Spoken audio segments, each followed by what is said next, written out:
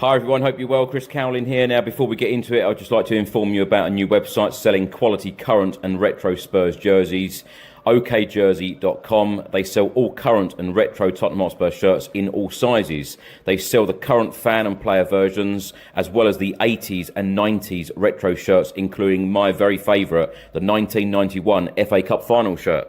You can order very easily from okjersey.com, and if you use the code Chris, you will receive an 8% discount off your final order. You can also use the QR code on the top left of your screen. And by the way, they also have some training wear here and the 25-26 colour special edition jersey. Hi everyone, hope everyone is well. My name is Chris Cowlin, and this evening I'll be joined by Craig Dearman. This is another episode of the Daily Tottenham Transfer News Show. Of course, now it is 26 days in, 7 days to go, just 1 week to go of this winter window. Now, we are live on YouTube, live on Facebook and X. Get involved. Let us know how you are feeling right now as a Spurs fan. What have you made of the window so far? Now, if you are watching on YouTube, please do hit that subscribe button, like, share and comment below. And also turn on that notification bell where YouTube will inform you every single time we upload a video and go live. And many, many thanks to all of the subscribers to the channel so far and to date, because today we hit 205,000 subscribers. So thank you so much for all of your incredible support. Craig, good evening to you. How are you? Evening, yes, yeah, 205,000. Incredible, really, isn't it? Incredible. All waiting with bated breath for massive signings to come through the door at Spurs. Quite happy there's only 7 days left of this window, to be honest with you, but you never know. Yeah, indeed. Well, we have been here every single day. We will be here live every day for the next 7 days until the transfer window closes. But we've been here every day since it opened. 26 days ago. Yesterday, we were talking about the possible signing of Andy Robertson from Liverpool. Now, I'm going to bring you completely up to date of the progress on this. Sunday evening, literally about 15 minutes after Craig and I finished the show, we got a report from the Times newspaper, and they stated Liverpool pull plug on Andrew Robertson, Tottenham Hotspur move, Anfield club. Tell under pressure Thomas Frank that they haven't the alternatives available to sanction transfer for a player who has spent 8.5 years at the club. David Ornstein from The Athletic then reported that Andy Robertson to Tottenham was agreed in principle and was set to be completed after this week's Champions League fixtures. But it is now not proceeding because Roma have been unable to find a replacement for Tsimikas, who Liverpool was set to recall from a loan move. BBC Sport and TalkSport then reported on Sunday evening a fee of £5 million, including add-ons, was agreed between Liverpool and Tottenham. Now, in the last couple of hours, Fabrizio Romano has stated Andy Robertson to Tottenham is still one to watch, as the deal is still not considered completely off. A domino effect could occur as Roma are interested in a new left-back, which would now allow Tsimikas to return to Liverpool and then Robertson to Spurs. Sky Sports News have stated that AS Roma are still trying to sign a new left-back to allow Tsimikas to return to Liverpool and Andrew Robertson to join Tottenham.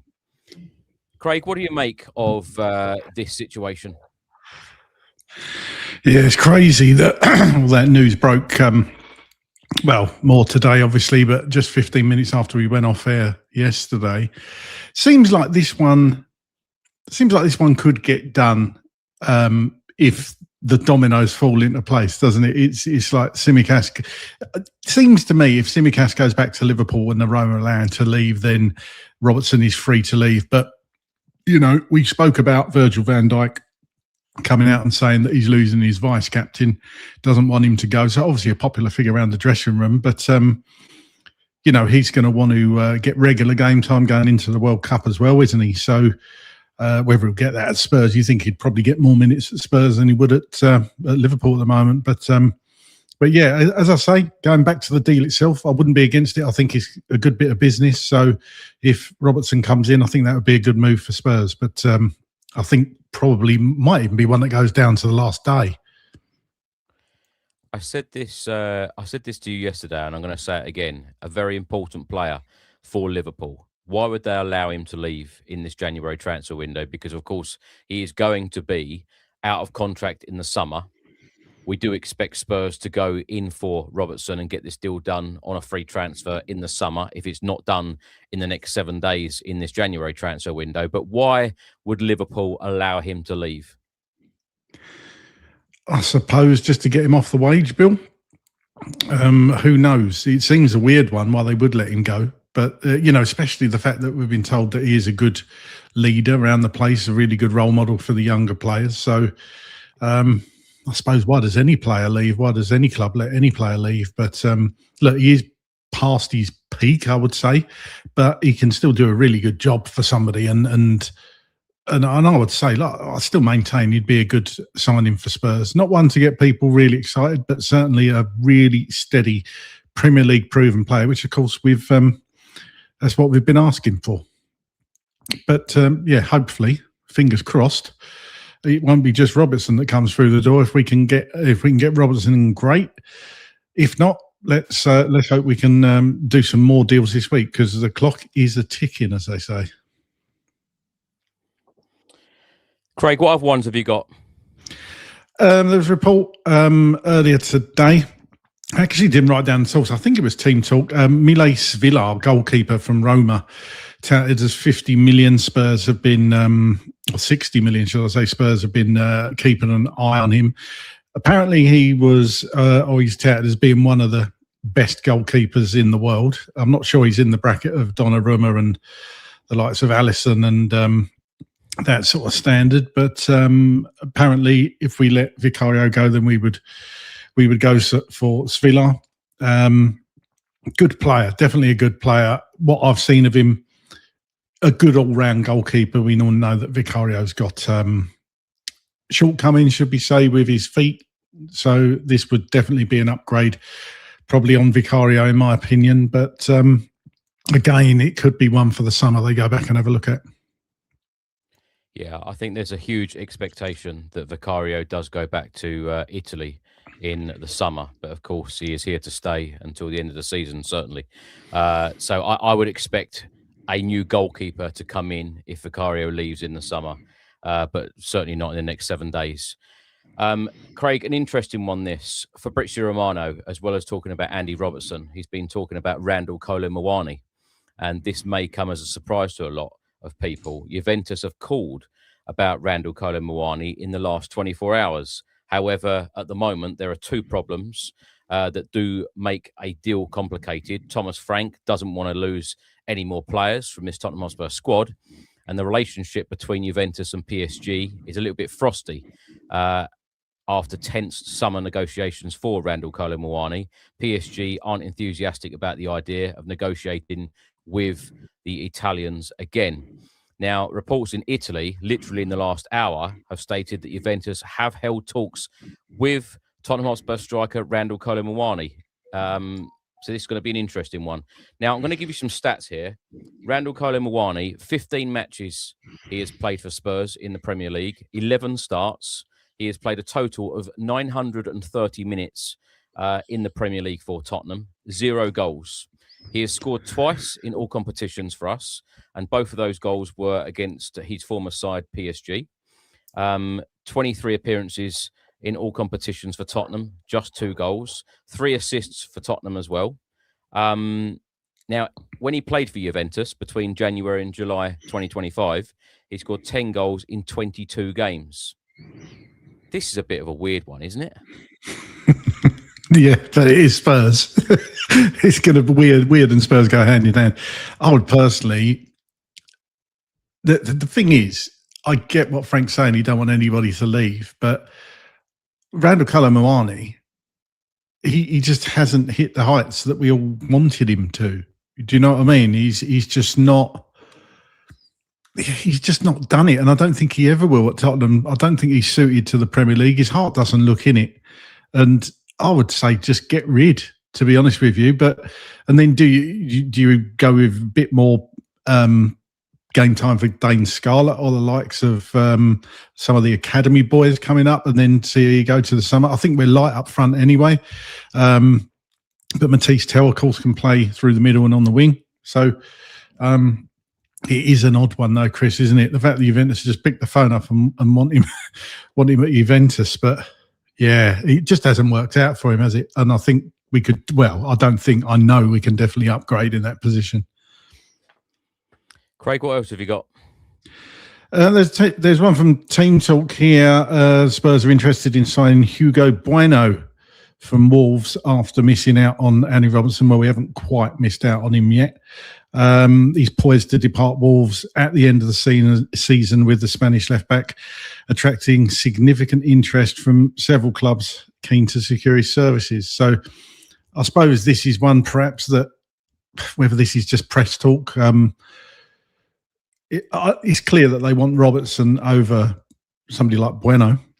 Obviously, Premier League proven, but, becoming from Wolves. So a lot of people are thinking, why are we buying players from teams that are lower down the league? I'm not sure what I think about this one, actually. Chris, what do you make of it? I think it's a report written just because we've lost out, or it appears to be that we've lost out on Robertson. I think Robertson is an opportunity in this window. Of course, we have seen the club do business in windows before, when it was actually meant to be planned that we sign players in the next window. But Kinski was one of those, wasn't he? Where we were meant to buy him in the next window, but we wanted to get the deal done before. Because of certain circumstances. I don't know whether I believe a word of this one, because Spurs, why would we go out in a January window and buy two left backs? So I like I've said in all of these shows, every single day that we've done them, I think Spurs have got a big summer coming up. It's limited in the January window, but no, I can't see it happening. The last one I've got to go through is the Football Insider have stated that those in charge at Tottenham right now are reluctant to sack Thomas Frank, as they are wary that it may be difficult to find a top quality replacement. Now, my thoughts on this, of course, it's very hard to find a top quality replacement now in the January window. But I've said many times that I think that at the moment, it is probably the right time to make a change and put an interim boss in place in this January window, because these Feb games that we've got coming up, Frankfurt away, of course, on Wednesday in the Champions League, a win would guarantee us that top 8 spot, which would be fantastic.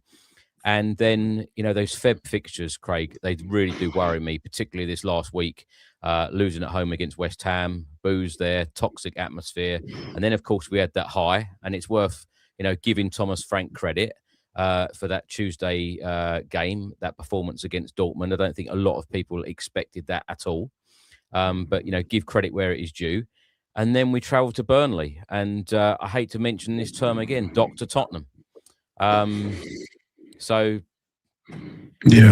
wasn't good at all. But I just think that, the Feb fixtures coming up, Man City at home, Man United away, Newcastle at home, Arsenal at home, very tough. And I just think that if we made a change now, interim appointment, and what I would probably like to see is a couple of ex-players coming in and taking the reins for until the end of the season, and take the club forward, win games, give us some sort of positivity, and see a different style. Yeah. So you've only got to look at Manchester United, what Michael Carrick's done, going in there, fresh voice, fresh ideas, just to change for the players. They look invigorated. Obviously, got two brilliant results over City and Arsenal. They just look like a different team, don't they? So I 100% agree. I don't know what the club are waiting for when the majority of the fan base want the manager gone. I don't know. I don't get why they would keep him in charge. As you say, difficult run of fixtures in February. I just don't understand it. It's almost dereliction from the board and ENIC. They need, for the sake of everybody's mental health, including Thomas Frank, I think they just need to part ways. they need to part ways. I've only got one more, Chris. Marcos Senesi. This is from Caught Offside. Marcos Senesi, centre back for Bournemouth, isn't he? Says that Spurs are interested in him. Again, I'm not sure about this one. Says Bournemouth are bracing themselves for his departure. I'm not sure about this one either. I think this could be one that we look at in the summer, perhaps. But, perhaps if Radu Dragusin goes out, could see it happening. But at the moment, Thomas Frank don't want anybody to go. So are we going to buy another centre-back? Probably not. Although Frank has said that he doesn't want anyone to leave, we've heard this from managers before about players coming in, players departing. What realistically do you see happening in the next 7 days in terms of incomings and outgoings? Very little, if I'm brutally honest. Very little. If one goes out, one comes in, you'd think might get the Robertson deal over the line. If Liverpool, it's all ifs and buts, isn't it? If Liverpool get Tsimikas back, then they might let Robertson go. But again, I wouldn't be surprised if that's the deadline day one. Are we going to be scrapping around on deadline day like we used to? I can't see Thomas Frank with his arm out the window of his Range Rover like Harry Redknapp used to do, stopping and talking to reporters, mind. So I'm actually predicting that, like that year, the other year, where I think Michael Bridge was outside Hotspur Way and all the lights were off behind him, so there's not going to be anything happen. So, but at least the window, I think it shuts at 7, doesn't it, Chris, on the on Monday next week? So at least we haven't got to wait till 11 o'clock to see that. So yeah, I might be. I hope I'm wrong. Look, I hope I'm wrong, but I just can't see. Can you see anybody coming in over the next week? I just hope to be surprised, Craig. Yes, yeah, me too. It's a good way of putting it. Yeah. I would love to see a surprise or two come through the door because last question for you. If Spurs did not bring in anyone else in this January window, I personally feel like it's going to be a tough end to the season. We need quality in. We need quality in through the door. There's no doubt about it. We do. We've been sat here talking about, the anticipation of the transfer window probably from November, haven't we? Clearly seeing the, where we need upgrades, where the players aren't good enough, where Thomas Frank needs to bring in players, and it just hasn't happened, does it? So yeah, it's not good. It's again been one of them windows. Look, like teams haven't done tons of business, I would say, and the final week it does seem to heat up a little bit, but you don't get a feeling there's anything about to happen, Chris. That's the sad thing about it, isn't it? It's just a bad place at the moment, Tottenham, isn't it? Well, as you said, 7 days left, ends on the 2nd of Feb at 7 p.m. I'll tell you what, Craig, I think one team for certain who has had a very, very good January transfer window, bringing in 2 first-team players, Antoine Semenyo and Mark Gay of Manchester City. That certainly gives them a real lift, doesn't it, bringing in 2 quality players like that? Certainly does. And who do we face next? Wouldn't that be ironic? Semenyo scores against us twice in a season for 2 different clubs. You can almost see it happening, can't you? Can I just ask you this one quickly? David Ornstein has just reported that Forest have offered £35 million to Crystal Palace for forward Mateta. Are you surprised that Spurs are not in for him? Yeah, we talked about Mateta the other day. I think he would be a decent addition to our front line. Again, not world class, you would say, but he's a big, strong, powerful centre forward. It surprises me that Mateta would go to Forest. What's the difference between Forest and Crystal Palace, really, with the greatest respect to both clubs? I thought he would be pushing for a move somewhere else. But yeah, we were always linked with him, weren't we? We have been linked with him before, but again, it's probably just press talk saying that Spurs need a centre forward because of either Richarlison being out injured or not on form, or we don't need to go over Kolo Muani again. But surely we do need enforcements. I tend to agree. I suppose Mateta is just average. He's I would say he's better. He's certainly better than Kolo Muani would or has been for Spurs. That's all I'd say, because he's obviously Premier League proven, as they say. Craig, thanks for joining me this evening. I will see you shortly for the fan show. And if anyone would like to get involved in the fan show, we're live from 7 p.m. UK time this evening. And if you'd like to get involved and appear on the channel, please do come on and talk to us. Tell us how you feel right now. The email address, tottenhamfanchris@gmail.com, and I'll send you the link. And yeah, it'd be great to talk to you about all things Spurs. Thanks for watching this stream. Thanks for listening, everyone, and we will see you soon. Come on, you Spurs.